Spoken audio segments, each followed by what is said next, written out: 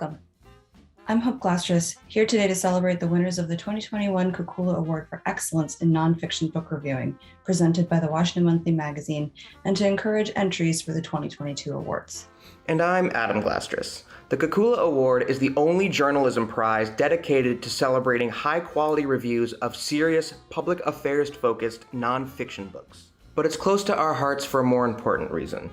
It honors the memory of our mom, Kukula Kapoor Glastris, the magazine's longtime and beloved books editor, who passed away in 2017. Earlier this year, 7 distinguished judges chose our 2021 winners and finalists from more than 125 outstanding submissions, published in a range of print and online media outlets in 2020. Winners were honored for their clear and artful exposition, original and persuasive thesis, and ability to enlighten readers with new and valuable information. Judges gave priority to works of politics, public affairs, history, and biography, all themes that Mom was most passionate about. We think she would have loved every one of this year's book reviews. In 2021, prizes were awarded in 2 size categories. Among smaller publications, this year's top award went to Sophie Hagney in High Country News for her beautiful review of Yellow Bird, Oil, Murder, and a Woman's Search for Justice in Indian Country by Sierra Crane Murdoch. And in our larger publications category, our top winner was Carlos Lozada of the Washington Post for his review of White Fragility, Why It Is So Hard for White People to Talk About Racism by Robin DiAngelo. Today, we're going to hear from these gifted reviewers and from an equally talented group of writers, our judges, who have both reviewed books and had their books reviewed. First, a word about editing book reviews. There are special talents a good book review editor should have: a broad knowledge of the world, an ability to challenge a reviewer's argument, a sense of what readers already know and don't know about the subject. Our mom had all of these talents. But it was her literary gift that most distinguished her work. She had a highly tuned sense of language, how a sentence sounded, how an essay would make a reader feel. And that is what gave her the ability to edit impressive, even beautiful book reviews month after month for 14 years. Great reviews of quality nonfiction are the civic-minded activist intellectuals' one-stop shopping. Their literature, their history, their logic, debate, and most essentially, the yellow brick roads to entire bodies of knowledge. If they are not all these things, by the way, they are not great reviews. So the first book is one that Sophie Hagney wrote about for High Country News. Now, a lot of people don't know High Country News. They should. It's this wonderful regional publication that really focuses on the West. And what she does really, really well is captures this sense of place and a sense of the book. She wrote about it as a complex work. And that is the kind, it takes quite a lot of thought to do that. You have to read very carefully to do that. It's a greater responsibility in a certain way than just doing a run-of-the-mill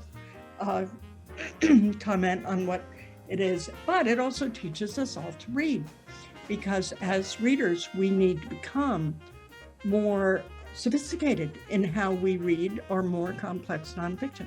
One of the things I learned working with Cuckoo was the importance of sticking to the space that you have. So I think she would have been particularly pleased to see a winner who managed to make the most of the space that she was given and really communicate clearly the importance of this book. I feel really grateful to be recognized in this way, and I think, yeah, just drawing attention specifically to the idea of the nonfiction book reviewing as a craft that I think is really distinct from reviewing fiction, from other kinds of nonfiction writing. I think that just is really meaningful, because I think of it as a really important craft and part of the cultural landscape. There was a book that got a huge amount of attention entitled White Fragility by Robin DiAngelo. And it was her manifesto on race relations in the US. And it was praised, it was criticized, it was occupied top spots on bestseller lists for quite some time. And so a lot of people wrote about it, and that made Carlos Lozada's review have to meet an even higher bar almost, because it was a very noisy landscape. And again, he wrote just this commanding and searing indictment of this book for the Washington Post. The question of structural racism is one of the most important, maybe the most important question facing society today. There's been a barrage of books on the topic, some of them pretty good, some of them borderline silly, and White Fragility borders on silly.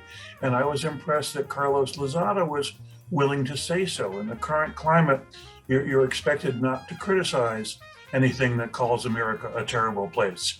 But you can call America a terrible place, or to be more precise, you can criticize the things that are wrong with America in an intelligent way, or you can be silly, which is what White Fragility is. And Lozada was willing to say so, and I thought that was admirable, and so did the other judges.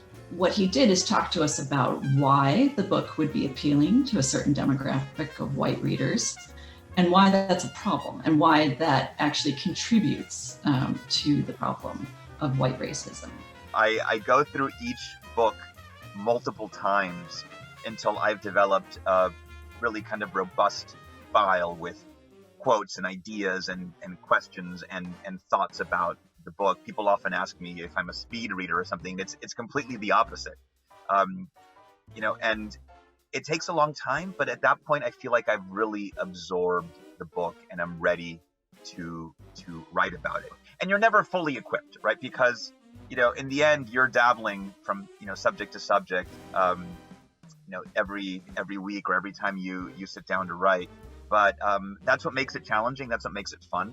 A work of criticism needs to stand on its own, independent of whatever the art form or the book or the film, under review. And so I hope that what folks in my line of work can do can be literature in its own right. Thank you for watching. The 2022 Kakula Award competition is now underway. If you're a book reviewer or an editor, I invite you to send the best work you did last year. The application process is free, easy, and available on our website, WashingtonMonthly.com. The deadline is April 8th. And if you think, as my beloved Cuckoo did, that reviewing serious nonfiction books is a noble craft and one that enhances our democracy, I hope you'll consider supporting the Kakula Award by going to our website and clicking the donation button. We're a nonprofit, so your gift is tax deductible and much appreciated. Thanks again from all of us at the Washington Monthly.